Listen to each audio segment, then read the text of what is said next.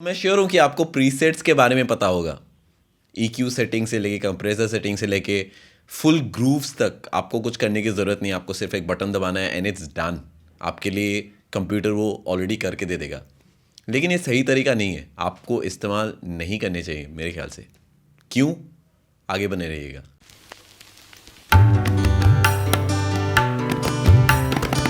नमस्ते दोस्तों, कैसे हैं आप लोग। मेरा नाम है शुभराज ड्रीम आर्ट रिकॉर्ड से और आज आप देख रहे हैं मेरा वीडियो जहां पे मैं आपको बता रहा हूं क्यों आपको प्रीसेट्स, जो प्री डिफाइंड सेटिंग्स होते हैं आपके DAW में, आपके इक्वलाइजर्स में, कंप्रेसर्स में, या फिर आपका ड्रमर ट्रैक जो है जो खुद ब खुद बन जाता है, इनको इस्तेमाल नहीं करना चाहिए।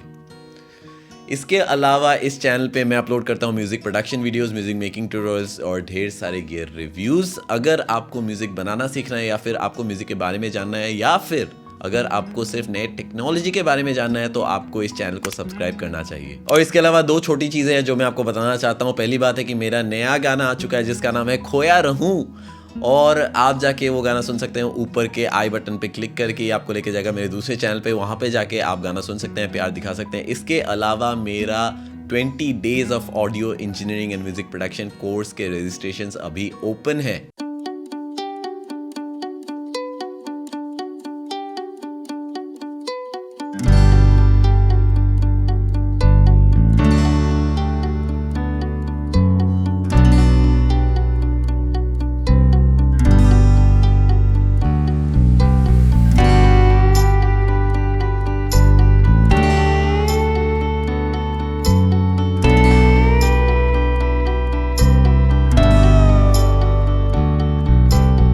तो ये एक लिमिटेड कैपेसिटी कोर्स है, 10 सीट्स है जिसमें से ज़्यादातर भर चुकी है। और आप अगर सीखना चाहते हैं, आपको नीचे जाके लिंक पे क्लिक करना चाहिए जो डिस्क्रिप्शन पे है। आप खुद को रजिस्टर कर सकते हैं, मेरे साथ लाइव क्लासेस कर सकते हैं। तो कहानी शुरुआत हुई जब मेरे एक गिटारिस्ट दोस्त को ये बताया गया दूसरे गिटारिस्ट दोस्त से।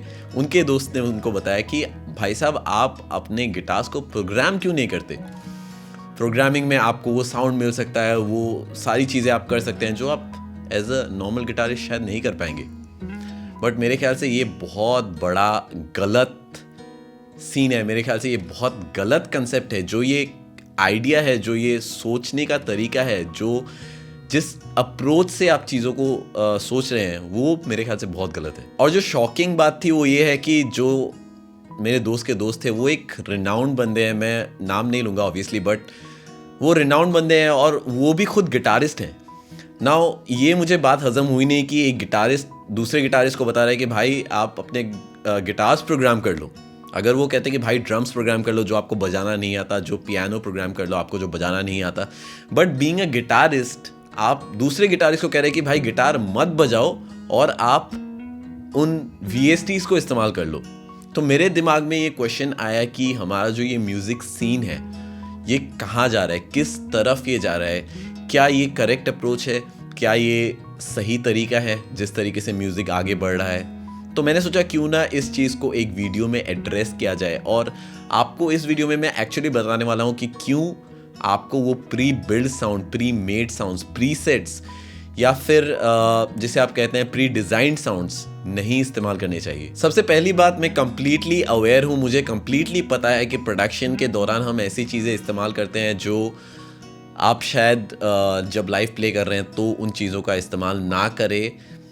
एग्जाम्पल के तौर पे pre build sounds, pre made sounds, या फिर VSTs, ऐसी चीज़ें जो आप शायद लाइव पे आप रिप्रोड्यूस नहीं कर पाए। लेकिन coming this from a guitarist, कि एक गिटारिस्ट कह रहा है कि मुझे गिटार्स नहीं बजाना, वो प्रोग्राम कर लो, this is not right, this is not correct. क्योंकि आपको इस बात को समझना है, अगर आप एक इलेक्ट्रॉनिक प्रोड्यूसर हैं, अगर आप EDM गाने बजाते हैं, या फिर अगर आप इलेक्ट्रॉनिक म्यूज़िक करते हैं, इट्स ऑल फाइन। लेकिन अगर आप एक ऑर्गेनिक प्रोड्यूसर हैं जो ऑर्गेनिक चीज़ें रिकॉर्ड करता है, जो सारंगी रिकॉर्ड करता है, जो गिटार्स रिकॉर्ड करते हैं, जो एक्चुअल प्रोडक्शन समझते हैं, आपको ये अप्रोच नहीं रखना चाहिए। एज अ म्यूज़िक प्रोड्यूसर आपका काम ये नहीं है कि आप लाइब्रेरीज और सैम्पल्स का इस्तेमाल करें और सिर्फ कंप्यूटर में स्टैक करें। आप एज अ प्रोड्यूसर आपका काम ये है कि आप कंसेप्ट्स तैयार करें कि किस तरीके से आप सोनिकली एनहांस कर सकते हैं चीज़ों को। और इसमें एक बहुत बड़ा रोल प्ले करता है ऑर्गेनिक एलिमेंट्स का। क्यों लगता है आपको कि सेशन प्लेयर्स होते हैं जो सिर्फ आपके लिए सेशंस पे आते हैं, वो सिर्फ वो हिस्सा बजाते हैं और वो चले जाते हैं?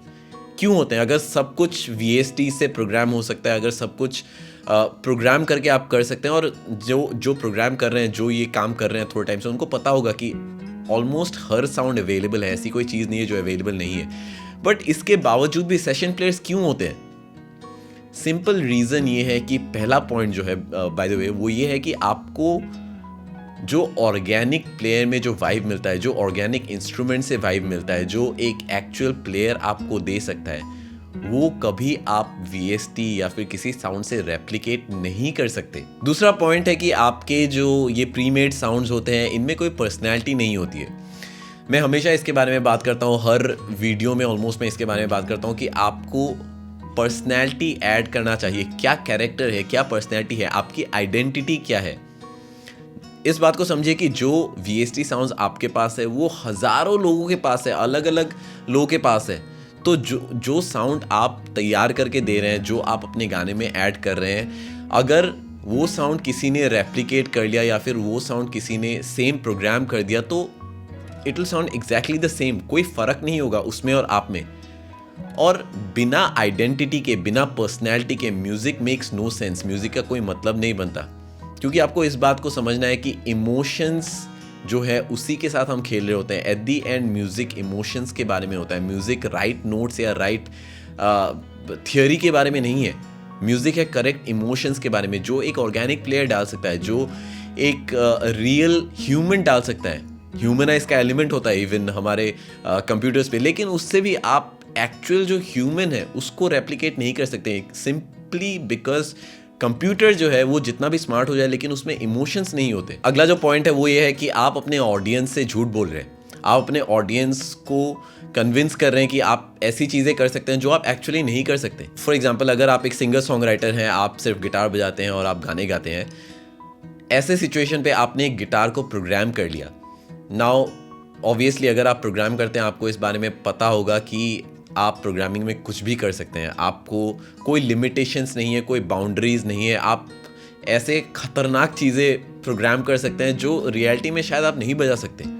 तो क्या होता है जब आपका प्रोड्यूस ट्रैक निकल के आता है, जो मिक्स किया आपने, मास्टर किया, तरीके से आपने बना के जो रिलीज़ किया, उस तरीके से जब आपके गाने को लोग सुनते हैं तो वो बहुत अलग साउंड करेंगे कंपेयर टू जब आप लाइव परफॉर्म करेंगे। जब आप किसी के सामने जाके वही गाना दोबारा गाएंगे, वो बहुत अलग साउंड करेगा।